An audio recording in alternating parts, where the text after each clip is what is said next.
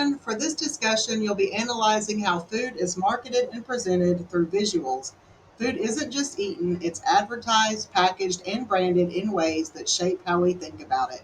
This assignment will help you practice identifying rhetorical strategies and applying uh, key vocabulary like ethos, logos, and pathos.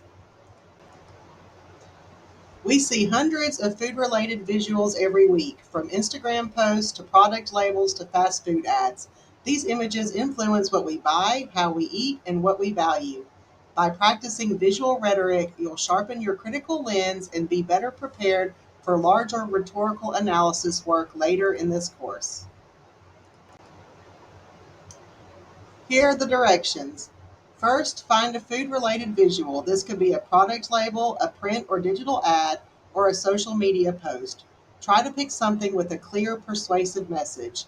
Then upload or link the image. If possible, include the image in your discussion post so classmates can see it. Write your post in about 200 words. Briefly address these questions. What's the message? Who is the target audience? What rhetorical techniques are used, such as emotional appeal, authority, facts, statistics, tone, color, word choice? How effective is the message and why? And finally, respond to two classmates in about 100 words each. You can agree or disagree with their interpretation, notice rhetorical elements they didn't mention, or explain what you learned from their post. Here are some tips for success. First, choose a clear visual. Pick something where the persuasive message is obvious. Think about the audience. Who is this ad trying to reach, and what values does it tap into? Whether health, convenience, luxury, sustainability, or something else.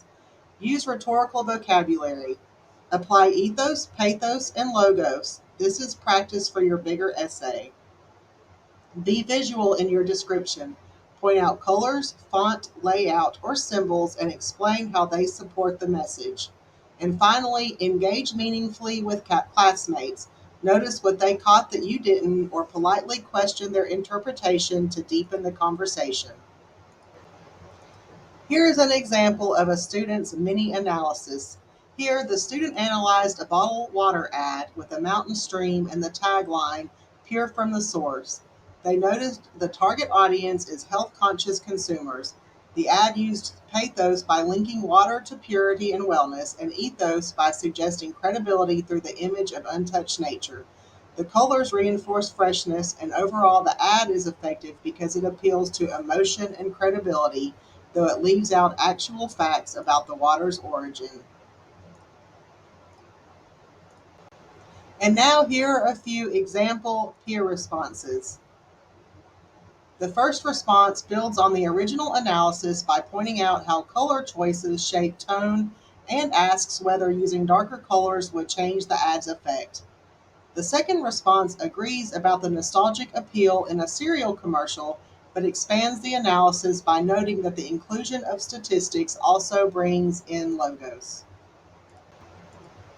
You may want to keep in mind your rhetorical toolbox as you complete this assignment. You have ethos, which stands for credibility, authority, and trustworthiness.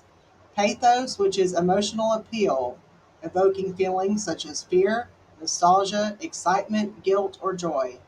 Logos provides logic, facts, statistics, and reason.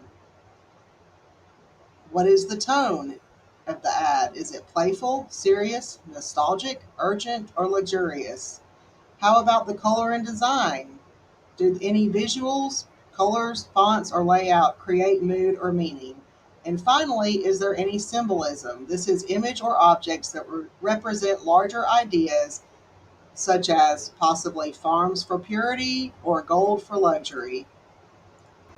This is your chance to practice rhetorical analysis in a short, focused way. Pay attention not just to what the ad shows, but how it persuades. I can't wait to see the visuals you choose and the rhetorical strategies you uncover.